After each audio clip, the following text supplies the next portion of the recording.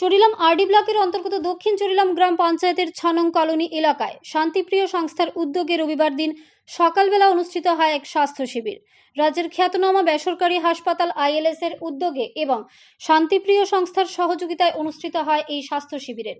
প্রদীপ প্রজ্বলন করে এই স্বাস্থ্য শিবিরের শুভ উদ্বোধন করেন বিশিষ্ট সমাজসেবী রাজকুমার দেবনাথ এবং প্রতীক কিশোর দেববর্মন। আলোচনা করতে গিয়ে বিশিষ্ট সমাজসেবী রাজকুমার দেবনাথ বলেন, শান্তিপ্রিয় সংস্থা বিগত প্রায় ৪ বছর ধরে বিভিন্ন সামাজিক সেবামূলক কাজকর্ম করার পাশাপাশি করে আসছে স্বাস্থ্য শিবির। শান্তিপ্রিয় সংস্থার এই উদ্যোগকে কুর্নিশ জানিয়েছেন তিনি আরও বলেন, কিছুদিন আগে ভয়াবহ বন্যায় মানুষ ভীষণভাবে ক্ষতিগ্রস্ত হয়েছে। এই বন্যায় পীড়িত মানুষজনদের সাহায্যের জন্য এই স্বাস্থ্য শিবিরের আয়োজন করেছে শান্তিপ্রিয় সংস্থা। শিক্ষা এবং স্বাস্থ্য মানব জীবনের একটি গুরুত্বপূর্ণ অঙ্গ। এই দুটি সম্পদ ছাড়া মানব জীবন অসম্পূর্ণ এবং অচল।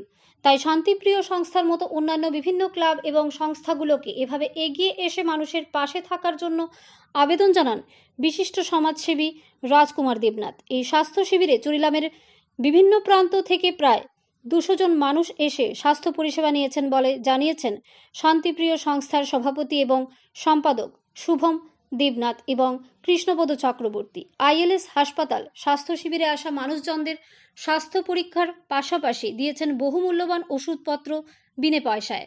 এছাড়াও এই অনুষ্ঠানে উপস্থিত ছিলেন এলাকার বিশিষ্ট ব্যক্তিত্ব বিষ্ণুপদ চক্রবর্তী এবং স্বপন দেবনাথ। চরিলাম থেকে দীপশিলের রিপোর্ট, ন্যাশনাল লাইভ বাংলা। মানুষগুলো অনেক এখন ডিজিজগুলো দিয়ে অনেক মৃত্যু আছে, তো আমরা যতটুকু পারি তাদেরকে হেল্প করতে এসেছি। তো সবাইকে জানাচ্ছি কি সবাই এখানে এসে হেলথ চেক আপ করার জন্য। তো যতটুকু পারি আমরা করব আজকে। সবাইকে এটাই জানাচ্ছি, সবাই এসে নিজের হেলথ একটু চেক আপ করে যাবেন। ঠিক আছে, ধন্যবাদ।